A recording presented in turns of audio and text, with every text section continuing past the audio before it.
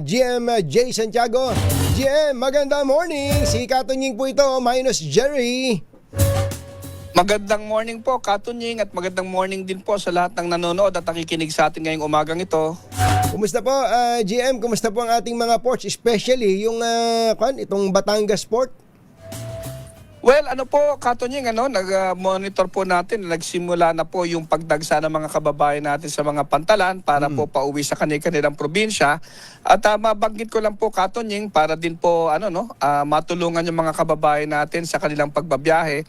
Tayo po ay nag-pilot test nung tinatawag po nating Online Reservation Assistance System o ORAS. Sa mga pantalan po natin dyan po sa Batangas at sa Lucena at sa mga probinsya po kung saan po pinupuntahan ng mga kababayan natin na lumalayag po mula Batangas at Lucena. Paano ang sistema dito sa ORAS, GM? Well, ang gagawin po nila dyan, Katunying, meron pong QR code dyan na makikita po nila sa social media pages po ng PPA at maging doon din po sa may pantalan. Dyan po ay pinakalat na po natin sa mga social media channels natin. Ang po dyan, 3 steps lang po, yung scan, choose and reserve, meaning iscan po nila yung QR code, madidirect po sila doon sa website po ng ORAS at mamimili po sila doon kung ano yung biyahe na gusto po nila at araw, oras, pati po yung shipping line at i-reserve lamang po nila, hihingan po sila ng selfie doon, ID at padadalan po sila ng one-time PIN po para ma-verify and then magpapadala po sa email po nila ng QR code at yun po ang dadalhin po nila sa pantalan, i-verify po yon at pag meron na po sila doon, diretso na po sila sa ticketing counter, hindi na po nila kailangan pumila at makakasiguro po sila na pag sila po ay na-issue ng QR code ay meron po silang siguradong slot, ganun po. Yun ang maganda kasi ang napapansin natin nung mga nakaraan, dagsa ang tao dyan sa pantalan, napakahaba ng pila. Tapos wala pang barko, hindi nila alam kung anong oras sila darating. Nako, napakalaking hassle. So ngayon, magpapareserve ka na sa pamamagitan po nitong ORAS online reservation, Assistance system po. Assistance sa system. Pwede na bang magbayad doon? Hindi po. Hindi ba? Reservation lang. Opo, inuunti-unti po natin, Katunying. Kung maaalala nyo po dati, sinubukan po natin yan na magkaroon po ng online ticketing system. Pero pumalag po dyan yung mga shipping line. Bagamat sa kanila pong pagpalag, hindi naman po natulungan din yung mga kababayan natin. At ito po ang ginawa natin.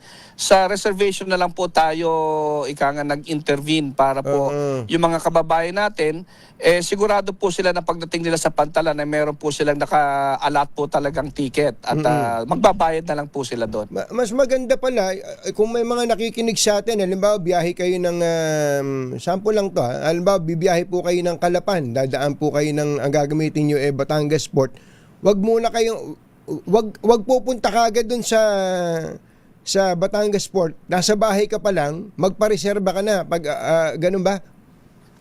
Tama po, Katunying. Ito pong ating pilot testing po ay para po sa mga biyahe simula po ngayong araw na to, March 30 hanggang April 8. Pero pag naging successful po ito po ay i-roll out na po natin sa lahat po ng pantalan sa buong Pilipinas at sa lahat po ng darating pang mga biyahe, kahit hindi po peak season.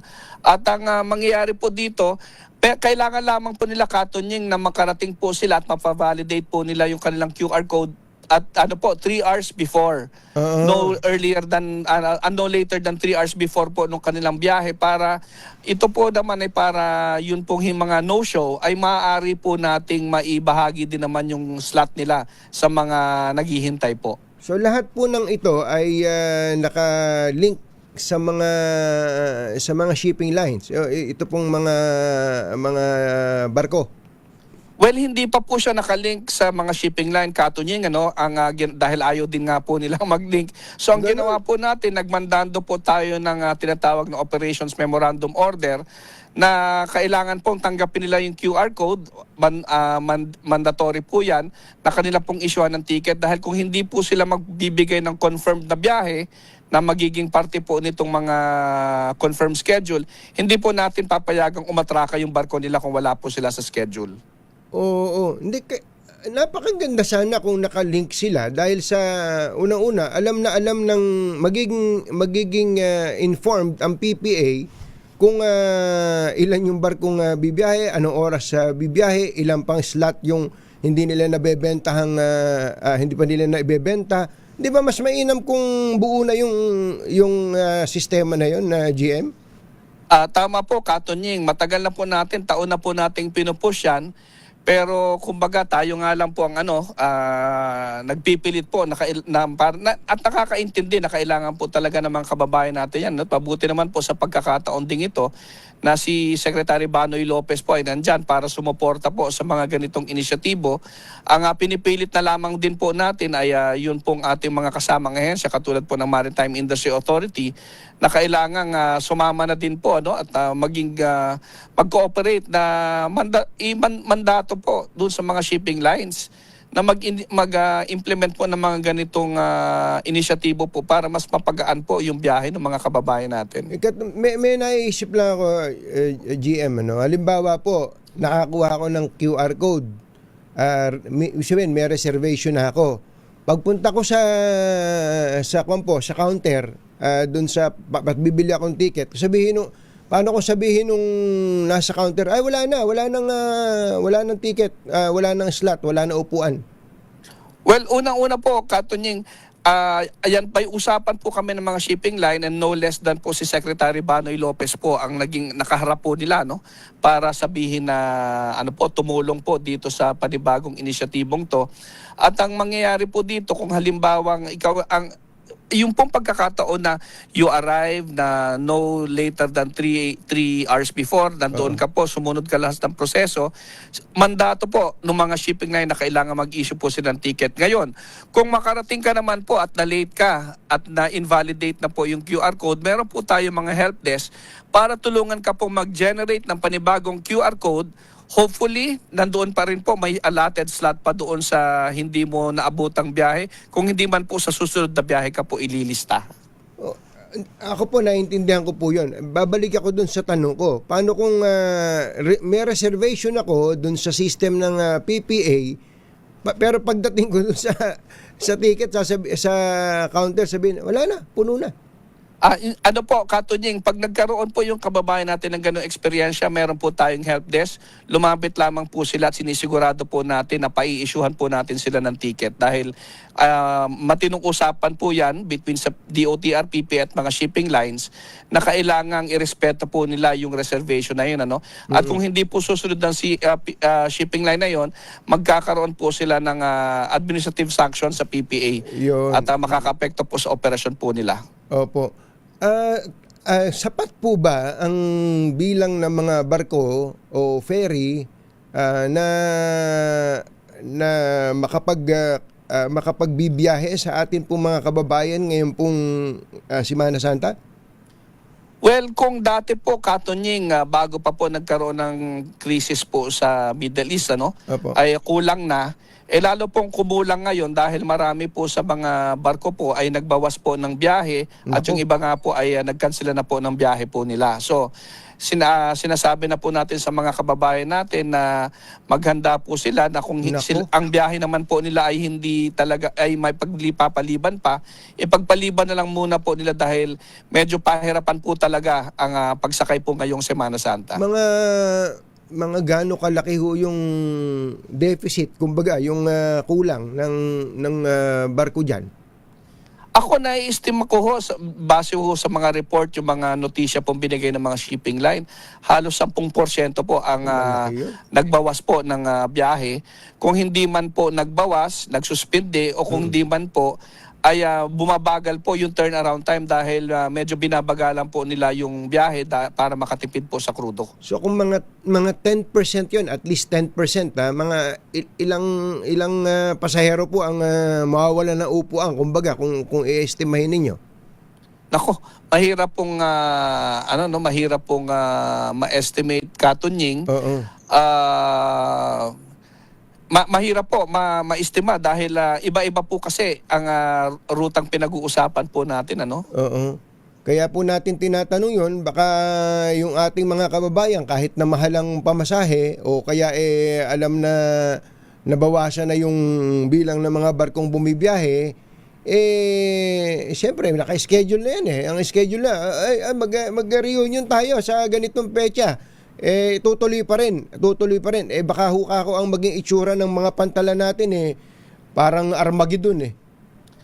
Yun nga po talaga, Katunying, ang kinatatakot po natin, kaya tayo naman po ay puspusan din pong nag-i-information drive para kung maaari nga po, sinasabi po natin na ginagawan po natin ng paraan, yung pong biyahe ng kababayan po natin ay mas maging komportable. Pero sinasabi din po natin na kung hindi naman po talaga essential at kung may pagpapaliban po nila, wag na muna po siguro tayo makipagsabayan ngayong Semana Santa, at ang pagsasama naman po ng pamilya ay maaari pong i-push back sa mas kumbinyenteng araw po, no, kung lalo na po kung natapos na po itong krisis sa Middle East. Meron na po bang taas pamasahe sa ticket sa barko? Opo, Katunying. In fact, siguro po sa mga nakalipas pong 2 hanggang 3 linggo ay nagtaas na po ng pasahe yung mga barko po, nag-authorize na po ng pag-increase ng pamasaheng Maritime Industry Authority dyan, nangaabot po sa 20% Naku po. sa dating pong pasahe po nila. Ang sakit nun. Pero at least kayo ang pinaka-assignment ninyo yung port. Kumusta naman ang mga port natin, mga air conditioning units natin dyan, ang mga comfort rooms natin dyan, kumusta naman po ngayon? Well, unang-una po, Katunying, may balita ko din po sa inyo na yung pong mga agricultural cargo natin, yung mga Ro-Ro vehicles po natin, mga truck, yung pong mga delivery van at mas malalaking truck, galing pong 516 pesos po na Ro-Ro terminal fee, yan po ay ibinagsak po natin sa piso, no?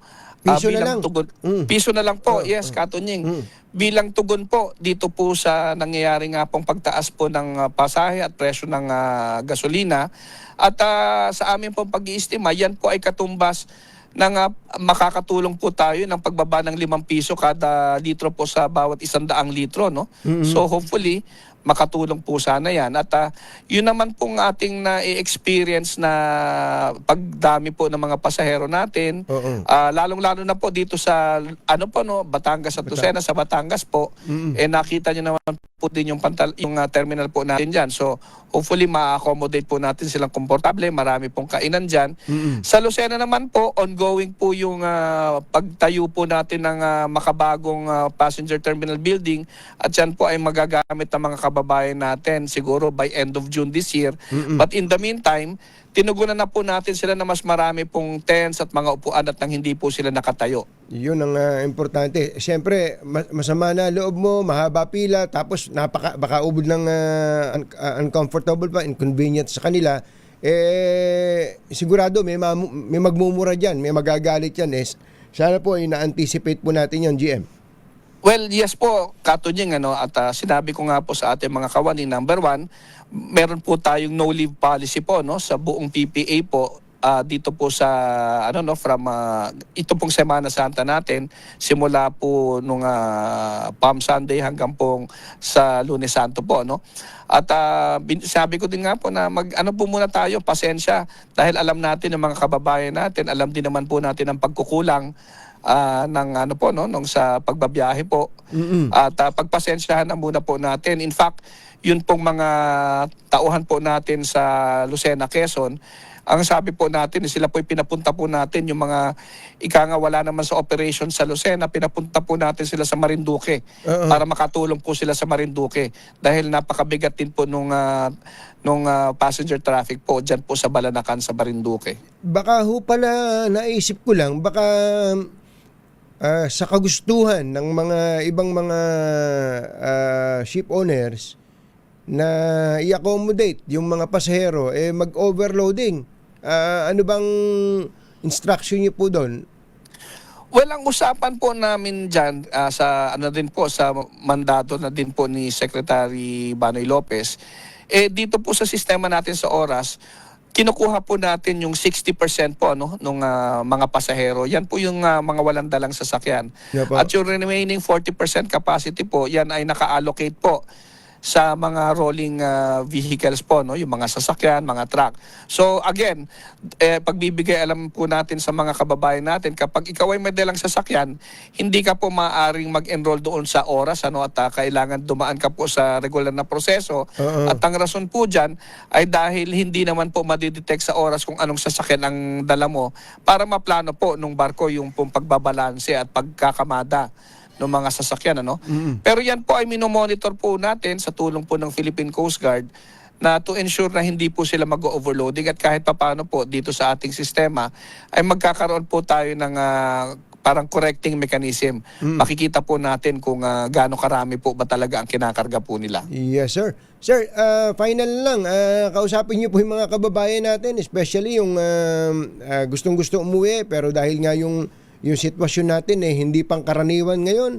Go ahead po.